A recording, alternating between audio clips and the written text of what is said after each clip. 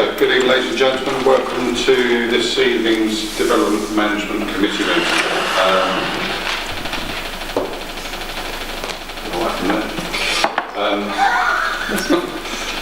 So, firstly, could I have any apologies, please?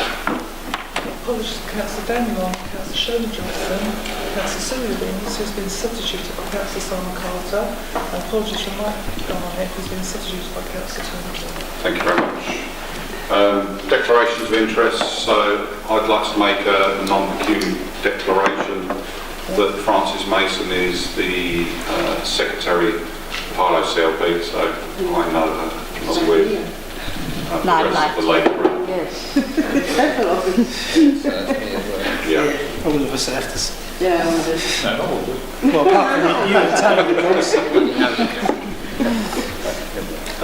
Minutes which appear on pages 3 to 5 of the agenda, are they agreed? Agreed. Are there any matters arising? No, thank you. Written questions, there are none. So the procedure for tonight's planning application is that first of all the planning officer will present their report. Comments have then been invited from members of the public who have registered with the government support section at least 24 hours in advance of the meeting as follows. So 3 are allowed to speak against an application, 3 for, and each speaker is limited to 3 minutes. Comments will then be invited from the applicant or agent, who again has a maximum of 3 minutes, and again needs to give at least 24 hours notice to the government support section of their wish to speak. Councillors will then be asking questions and clarifications, followed by the officer responding to those questions, and councillors will debate and make a decision on each application. So if we could move to item 7 on the agenda, which is Phase 2 New Hall CP1B, which appears on pages 6 to 27 of your agenda papers. I can ask you to make your report. Thank you. This application seeks approval of reserve matters relating to the erection of 136 dwellings at Phase 2 of New Hall. The site is shown here edged in red. Kennel Lane is along the northern boundary, so if you see the cursor, it's along there. A recently approved reserve matters application is shown to the south as Phase CP1A, which you can see greyed out there. And Harlow Science Park is shown to the southwest, which is down there. You can see from the aerial that the area we're talking about is roughly sort of that area there. The application is being reported to committee because 2 households at Mark Hall cottages have objected. These objections relate solely to access and highways issues around Kennel Lane. No other concerns such as design have been raised, and it is considered that the scheme is typical and compatible with the design of the approved reserve matters within Phase 2 and New Hall more widely. The majority of typical concerns such as drainage, for example, have been assessed as part of other applications. So I've just put a slide of some of the streets there.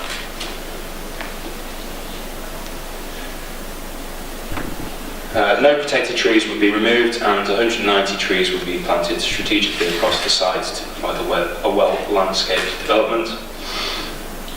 And this plan shows the proposed layout. Access to the majority of the properties will be through more southern parts of New Hall, and the 27 units would be accessed from Kennel Lane. So again, if you look at the slide, is the access from London Road, and it's more or less that loop there, which has direct access onto London Road.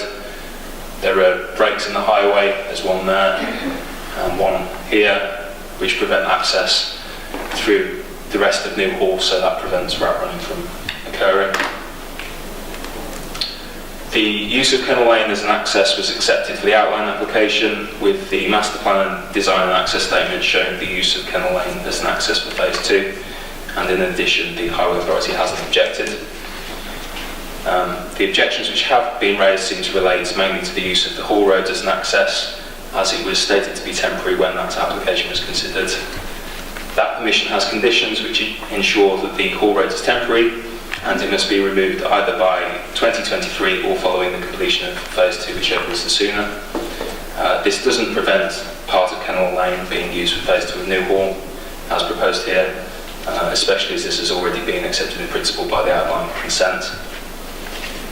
Furthermore, the planning application for highway improvements to London Road, which included a potential bus gate and has already been approved by committee, limits the amount of units to 767 for phase 2, unless some improvements to London Road are made, and that will ensure the impacts on the highway are acceptable.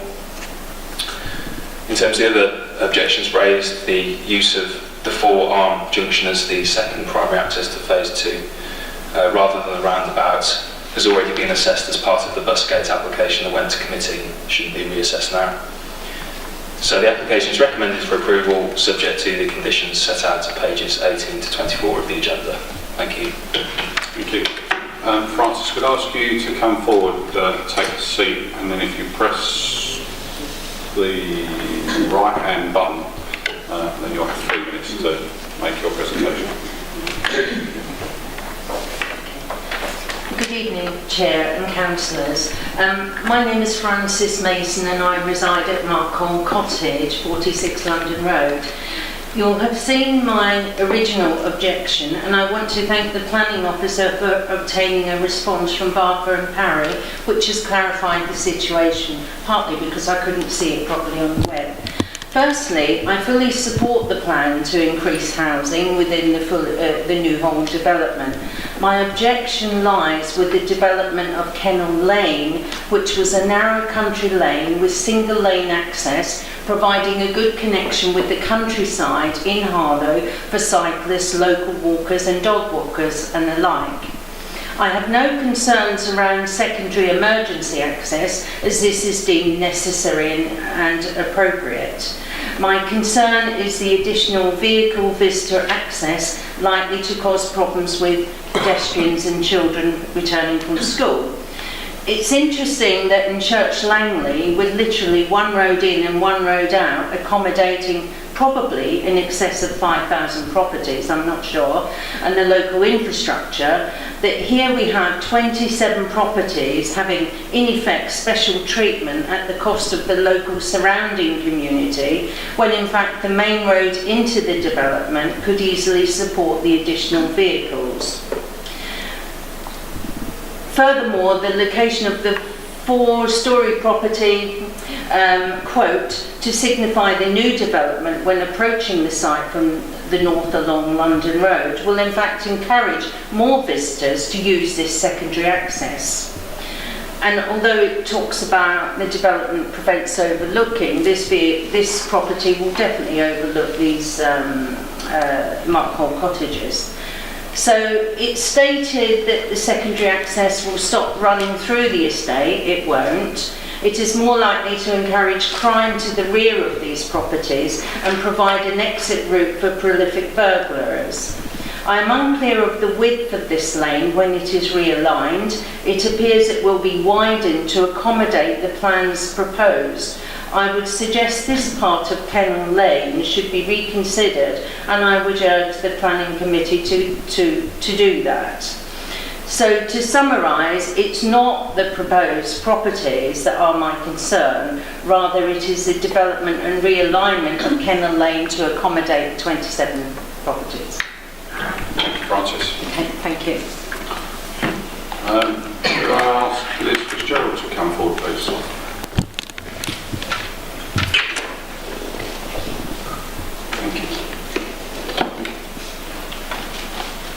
Good evening, councillors. Thank you for letting me speak to you this evening. I did have some things to say, but I think the easiest thing to do is probably just to respond on the point of Kennel Lane to assist you. Kennel Lane was always envisaged to be a secondary access into Newhall. In fact, the master plan actually shows this as being able to take traffic from throughout Newhall and be connected both north to south. In light of the bus gate or alternative restrictive measures on London Road, we committed to ensuring that that couldn't happen. So actually, in order to make sure that we deliver good urban design, good layout and good placemaking, we've tried to present properties towards Kennel Lane, so they face towards the sports pitches that would be to the north, and create an all-encompassing development as opposed to turning its back on Kennel Lane. Unfortunately, we can't get rid of Kennel Lane because, of course, the old boarding kennels themselves have the right of access down there, so there will always be a road in that location. And on that basis, we felt it key to make sure that it could accommodate traffic as appropriate, and we, as I say, we've significantly reduced that, and to ensure that actually people aren't parking down there unnecessarily because they're trying to get some extra parking provision in and around their properties. The road is designed to an adoptable standard. It will ensure ongoing access down to the old boarding kennels and potentially through to the second primary school site that's also identified for the development as part of the outline consent. So all in all, there are a lot of positives, and it's nice to hear that people want development here and want to see good development. But unfortunately, that comes sometimes with a degree of access.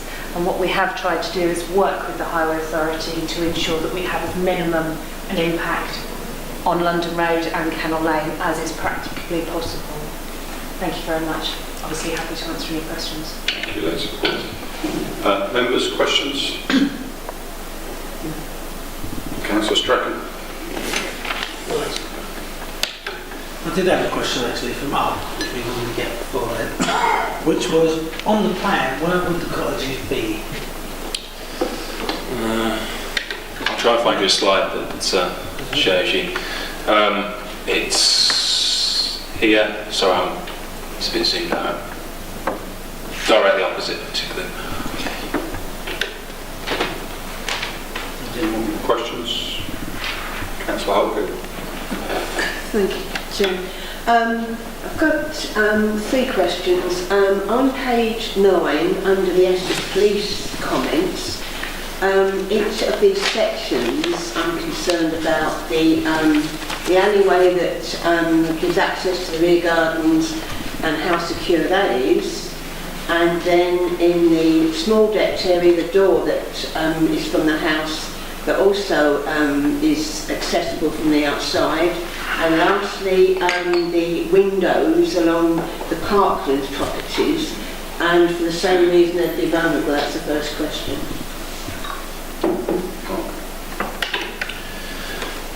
Okay, so the Essex Police have commented on a couple of aspects of this.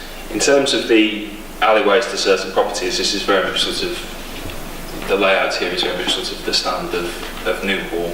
I think that the police are probably commenting in the sort of interest of completeness, and that probably their main concerns are the Parkland properties. So for the other 2 points, which was about the small deck area and then those doors, those are specifically for the Parkland properties, which are these ones here on the right hand side.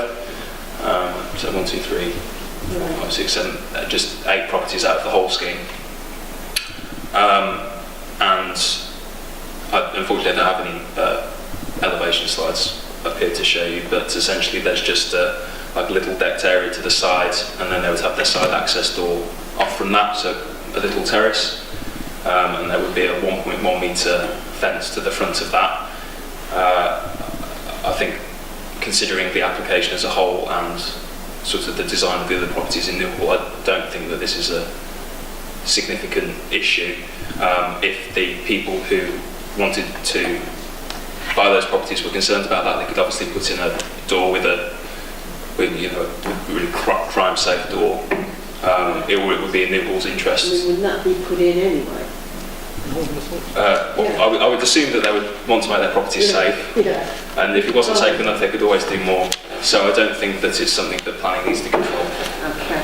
And on page 15, the 255 trees coming down and 190 trees going up. Where are the trees that are coming down? Which on that? So the majority of the trees are along the tree belt here. On the old London Road? So that's a bit thicker now, and in order to get that road in there, cutting out some from the back. They're all low category trees. Our arborist has said that he's perfectly happy with those ones to come out. Because they are the young ones that were put in years back to give a bit of a barrier. So some of those are coming back out. Some of the ones to the rear that have been categorised as low quality ones. So there's nothing significant that has been proposed to come out. And the 190 are being proposed to go back in. Better quality. And strategically placed. And the oaks are being kept as well. Yeah. And lastly, on the page 19, I'll get to it, the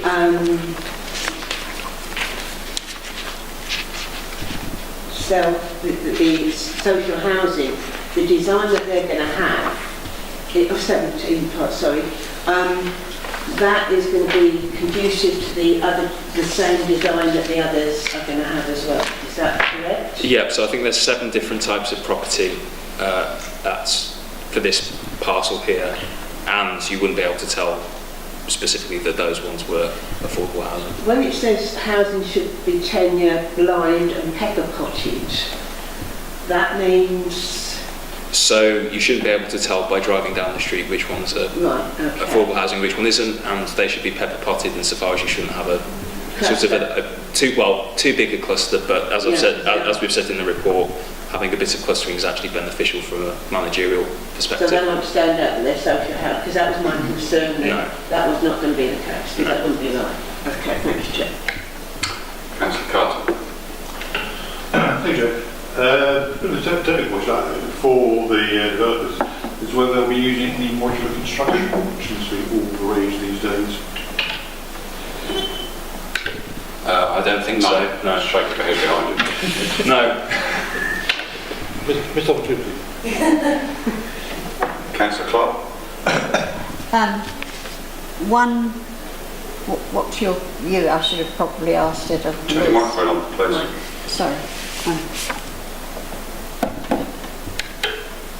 First of all, the question of the roundabout, the possibility of a roundabout, which was just noted, but what's the feasibility of that ever happening? So the original outline permission envisaged a roundabout, but because of the improvements to the 414 junction 7A, the types of things that we discussed for the busgate application, something that was less engineered was seen as a better solution, which is why for that application we came up with the 4-armed junction. Probably got a slide here. Turn your microphone on. Sorry. So you can see these are some slides from the previous one that went to committee. You can see that in the top on the left hand side there where the roundabout would have been, but now it's like a 4-arm junction, so it's less engineered, it's more conducive to a sustainable, sort of safe corridor.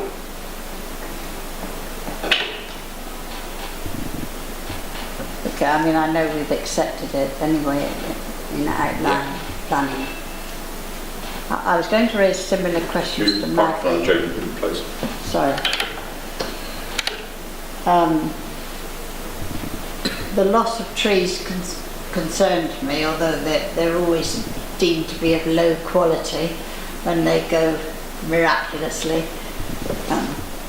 But how many are lost in the group of trees? I wouldn't know without counting, but looking at the plan, the vast majority of the ones that are being removed are from the back of that tree belt there. I think it's 236 removed and 190 are going in, but the ones that are going in will obviously be of better value. They'll be like tree pits and things like that. So their longevity, their sort of health will be better, which should be better. Do we ever ask for a replacement of the trees elsewhere, just out of interest? What do you mean, sorry? Well, in another, does it have to be to replace missing trees? And can we ever stipulate that the missing trees can be placed elsewhere?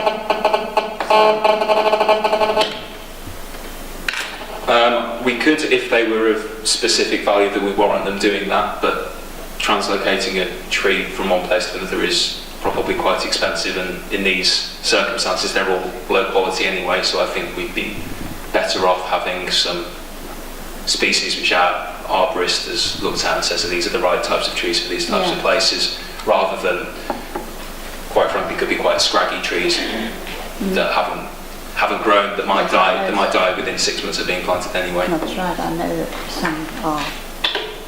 Thank you. And the question that Maggie raised as well, which I was concerned about, pepper potting, as it's called here or something. I mean, they wouldn't be viewed isolated and associated with a wider development, but you're just asserting something.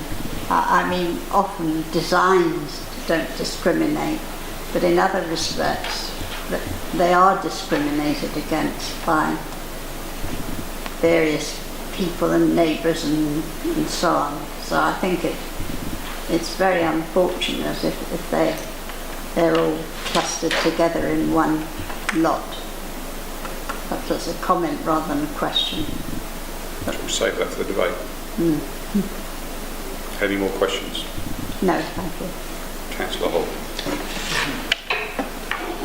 Just going back to Councillor Holcoop's queries about the crime proofing.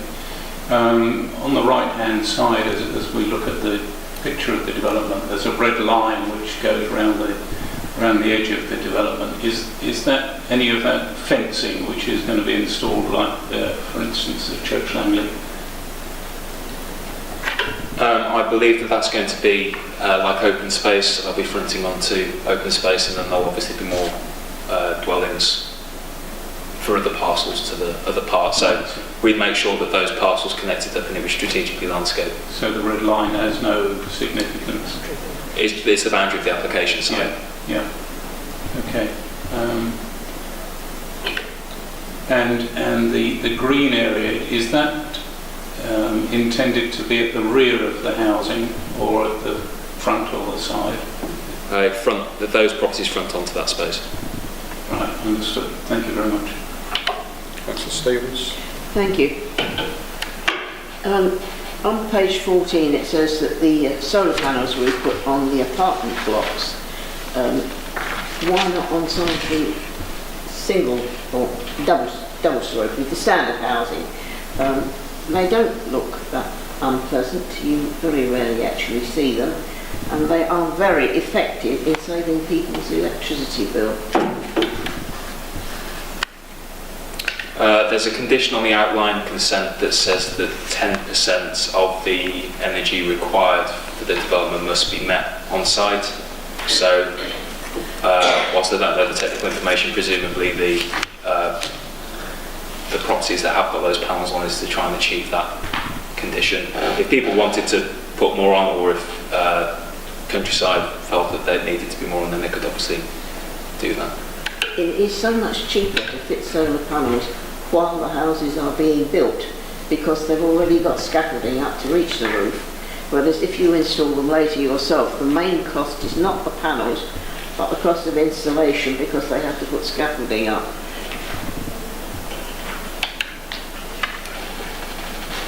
I mean, could you at least, with any future development, bear that in mind and try to get these things put in while they're being built? So the panels themselves are quite cheap, would add very little to the cost of the property. I mean, I'm going to answer for the officer. I mean, we're not here to debate what the policy should or shouldn't look like, and we're here to make sure that this application goes. Yes, but it's just a point to the officers. And yeah, I don't think that's in this application. Councillor Carter. Thank you. Hopefully as an explanatory and as a possessor of PV panels, I think one of the issues you will find are the contractual ones about paying for the installation and who is going to gain from the feed-in tariff and so forth. It's fairly complicated, so if you have third parties getting involved, it's what you may may sort of save on and the scaffolding, you may have to lose on sort of legal fees and so forth in transferring all the rights and liabilities and so forth. Thank you. Any more questions? No debate? Councillor Carter. Thank you. I think we all welcome the next phase of New Hall. We all need we desperately need more housing, and certainly the design standards going in here are higher than possibly elsewhere. So from that point of view, it has to be welcome. I just have a reservation, which I can't do very much about, and that refers to shared services. I do have a great deal of concern for the protection of people who use wheelchairs, or immediately handicapped, who use walking sticks, who use guide dogs, to actually be able to discriminate between where they are supposed to be walking and where other vehicles can be. I am aware that it's the similar quality to the rest of Newhall. There's not very much I can do about it, but something that they need to raise it as an issue that obviously the developers can pay attention to and to try and highlight the difference wherever possible. If I can just make a comment, there have been some references to the so-called busgate application, which came here last year. The busgate condition was inserted at the request of the Highways Authority, and it will be down to the Highways Authority to decide whether that busgate goes in or not. It's not within the Highways Committee. You may recall there was a major campaign against it, and we did manage to get the decision deferred for a couple of years, and hopefully that will continue to be deferred. Thank you. Thank you. I agree totally on the busgate issue. It was put in at the request of Essex, and whatever the outcome of that, we will leave to Essex to deal with. Councillor Holcomb. Thank you, Chair. This is another planning application for New Hall. We've seem to be doing it for years, the whole of New Hall. I'll be very pleased when we get to the stage where we've finished New Hall, because I can't count the years that it's got. But as I say, this is welcome. I welcome the fact that the social housing is going to have the same sort of design as the other housing that's going in, and is not going to stand out that way. Disappointed trees are coming out that were not planted that long ago, specifically for that purpose. But overall, like a lot of the other stuff in New Hall, it's a good design. The bio stuff is being thought about, the landscaping, and get on with it. Thank you. Councillor Stevens, did you want to comment there? Councillor Clark. Yes, I welcome this increase in housing in the second phase. I think it's been very slow in coming, but at least it's here now. My main concern about it has been the lack of affordable housing. I mean, we've got here 15%, and I know we can do nothing about it because the government have changed the rules to ensure that any developer can argue it's not a viable scheme, and they're all arguing that now. I suppose you can say we're lucky to get 15%, but the original the policy, which was too few in my opinion anyway, is 33% affordable housing. So I think it's very disappointing that we haven't got the full amount for 33%. And I'm also sorry that it's not distributed throughout the entire development. So I think that is a mistake, and I can't do much about it, but I think that is quite disappointing. On the question of Kennel Lane, that was originally decided. It's always been there, and I think maybe they could have applied. I don't know whether a roundabout would have been better. I'm assuming that it wouldn't be. I see the concern about the link with the countryside that's been raised, but on the other hand, overall, we have to sort of put up with a little bit of the rough with the smooth, I think. But I don't think we can do very much about that now because we've agreed it some considerable time ago. But overall, I'm pleased to see this development go ahead. Thank you. Anybody else? Thank you. Anybody else? No? In that case, if we could move to the vote, recommendations which appear on pages 18 to 24 of your papers, all those in favour? That is unanimously carried. So moving